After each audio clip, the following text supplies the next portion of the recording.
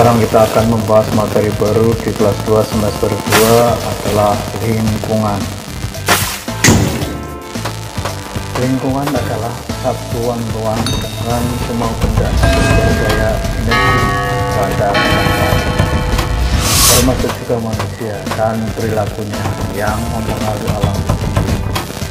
Kelangsungan kehidupan dan kesejahteraan manusia serta makhluk hidup lain menurut Undang-Undang Nomor 23 Tahun 1997. Kemudian yang berikutnya adalah ekosistem. Ekosistem adalah suatu sistem yang terdiri dari organisme hidup atau biotik dan lingkungan khusus atau abiotik yang saling berinteraksi di dalam suatu wilayah atau area tertentu.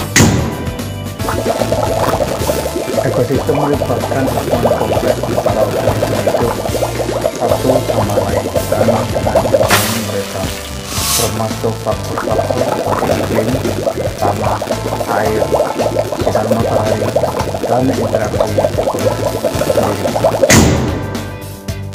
Sekarang mari kita perhatikan etika lingkungan. Etika lingkungan berasal dari dua kata, yaitu yang pertama etika dan yang kedua adalah lingkungan. Etika berasal dari bahasa Yunani yaitu ethos yang berarti adat istiadat atau kebiasaan. Ada tiga hal atau tiga teori mengenai pengertian etika lingkungan sendiri, yaitu yang pertama teori etika deontologi, yang kedua adalah teori etika teologi, yang ketiga adalah teori etika keutamaan. Teori etika deontologi adalah suatu tindakan dinilai baik atau buruk berdasarkan apakah tindakan itu sesuatu atau tidak dengan kewajiban. Yang kedua adalah teori etika teologi adalah baik buruknya suatu tindakan berdasarkan tujuan atau akibat suatu tindakan.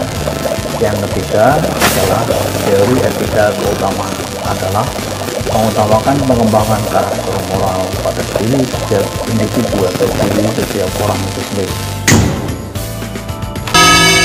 Jadi, etika lingkungan merupakan kebijakan atau kebijaksanaan moral manusia dalam bergaul dan lingkungannya.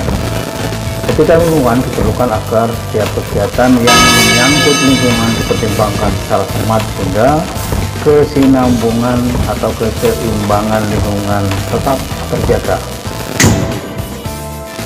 Ada beberapa hal yang harus diperhatikan dalam penerapan etika lingkungan seperti berikut. Yang A, manusia merupakan bagian dari lingkungan yang tidak terpisahkan, sehingga perlu menyayangi semua kehidupan dan lingkungannya dan dirinya sendiri. Yang B, manusia sebagai bagian dari lingkungan sebenarnya selalu berupaya untuk menjaga terhadap kelestarian, keseimbangan, dan keindahan alam. C. Kebijaksanaan penggunaan sumber daya alam yang terbatas, termasuk bahan energi. D. Lingkungan disediakan bukan untuk manusia saja, melainkan juga untuk makhluk hidup yang lain. Demikianlah penjelasan singkat tentang materi lingkungan.